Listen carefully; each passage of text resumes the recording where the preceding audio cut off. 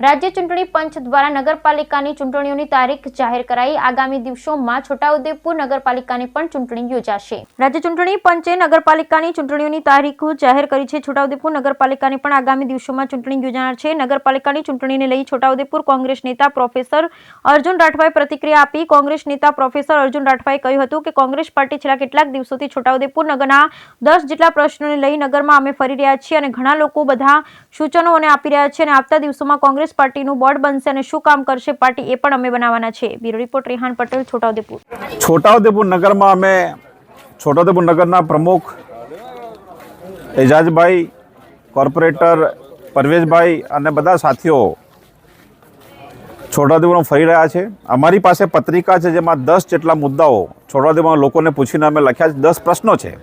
એ પ્રશ્નો છે રોડ રસ્તાના પ્રશ્નો, ગટરના પ્રશ્નો, શિક્ષણના પ્રશ્નો, લોકોના અધિકારના પ્રશ્નો, લાઇટના પ્રશ્નો, સફાઈ કામદારોના પ્રશ્નો કે છોટાઉદેપુરમાં બીજેપીનું જે નગરપાલિકા છે, વહીવટદાર છે, એ સફાઈ કામદારોને છૂટા કરીને બહાર કોન્ટ્રાક્ટ આપી રહ્યો છે।